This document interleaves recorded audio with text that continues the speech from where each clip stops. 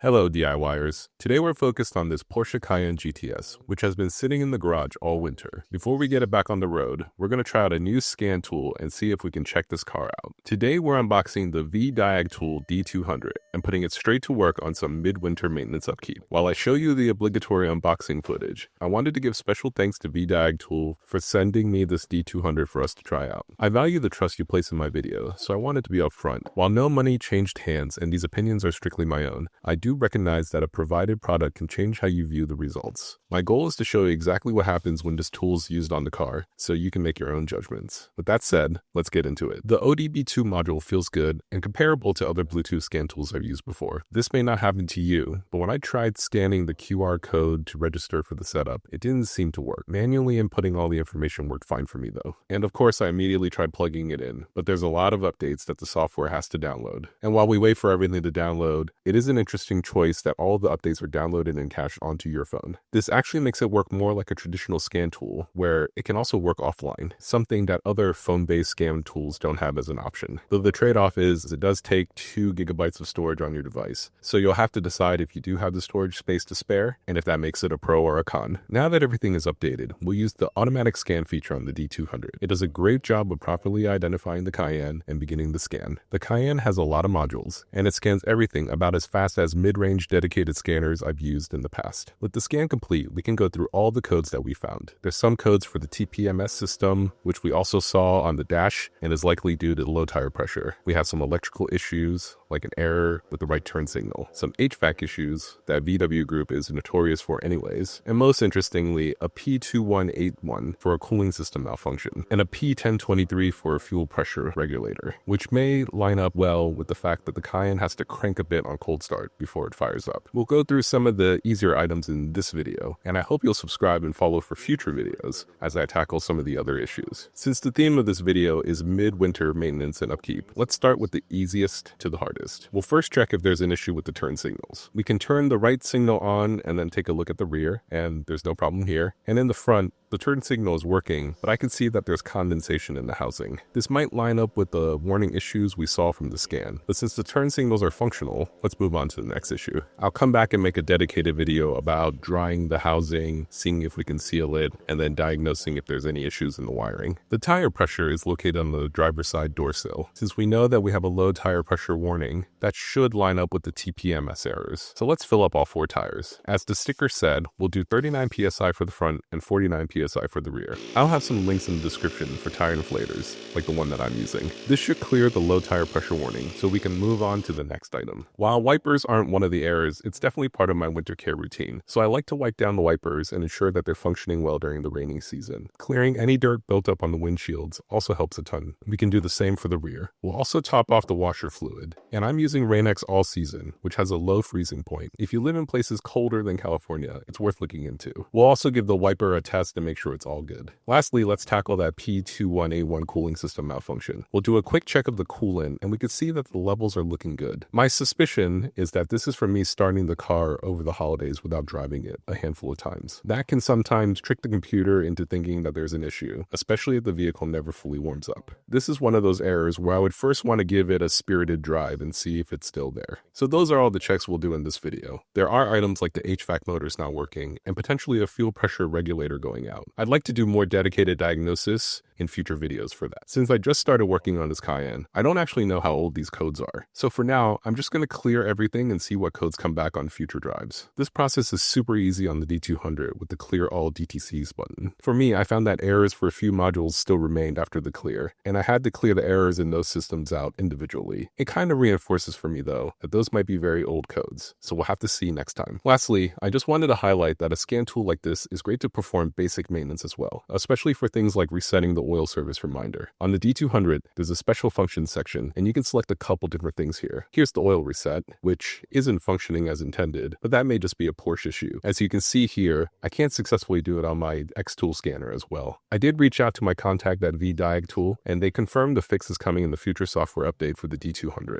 That's probably the best sell for a DIY Bluetooth scan tool like this. They're constantly being updated, and they only get better over time. And that's it. I hope you enjoyed this introduction for a D200 scan tool from vDIAGTOOL. vDIAGTOOL. It gave me a great excuse to do some winter upkeep on this Cayenne. If future DIY videos for the Cayenne are something you want to track, please feel free to subscribe and hit the notification bell to know when the next video drops. And if not, your likes, comments, and shares really do help tell YouTube that my videos are worth recommending to others. I'm Alan, and this is Metaloop. Thanks for watching. I'll see you next time.